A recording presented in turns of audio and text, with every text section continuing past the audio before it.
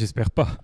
J'espère pas parce que un dirigeant ne peut pas ignorer le fait que diriger, c'est avoir une équipe derrière et que consolider cette équipe autour d'un objectif commun, c'est une mission qui incombe au DRH.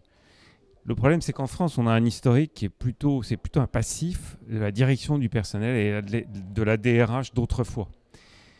Il y a 15 ans, on était précurseurs, on est en train d'emmener un mouvement, RH et M, avec ce binôme.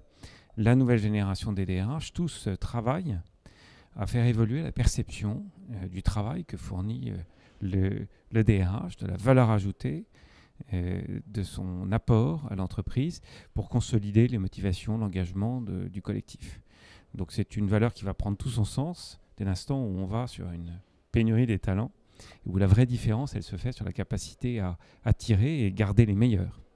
Donc le DRH n'est que plus central dans ce monde à venir.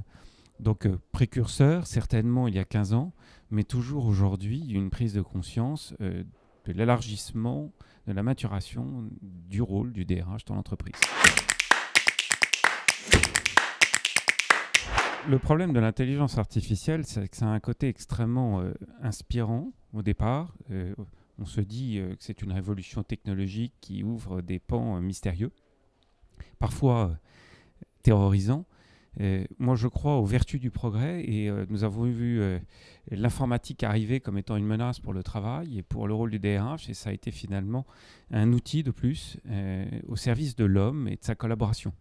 Parce qu'au demeurant, l'objectif de tous ces outils, et l'intelligence artificielle va y contribuer, c'est de permettre à plusieurs hommes, une équipe, c'est le principe d'une société, on réunit plusieurs personnes, de mieux travailler ensemble, et que 1 plus 1 ne fasse pas 2, mais 3. Cette exponentialité des efforts est, à mon avis, une vertu qui sera renforcée par tous les outils historiques informatiques à venir en intelligence artificielle, en digital, toute cette révolution technologique.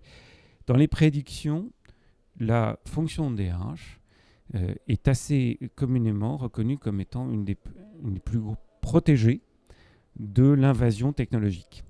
Elle va devoir, en revanche, changer sa stratégie, effectivement, la stratégie de l'entreprise sur la gestion des hommes, en répondant à un phénomène important, c'est que tout va aller beaucoup plus vite et que les talents seront plus découpés.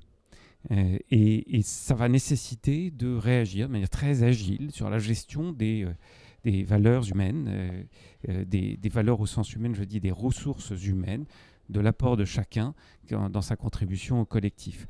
Il faut savoir remplacer vite, faire évoluer les compétences, travailler sur l'employabilité tout en veillant à avoir un coup d'avance pour avoir les talents avant qu'ils ne soient indispensables et introuvables, tout en travaillant sur la motivation de ceux qui sont là et leur capacité à collaborer ensemble. Pour moi, intelligence artificielle est un terme qui ne convient pas à l'univers de l'entreprise, en fait. C'est l'homme augmenté qui correspond le mieux. Je crois qu'on est en train d'augmenter la capacité de l'homme à mieux travailler ensemble. Donc le DRH en profitera très largement. Il aura un outil qui ne fera que valoriser son apport dans la communication entre les uns et les autres.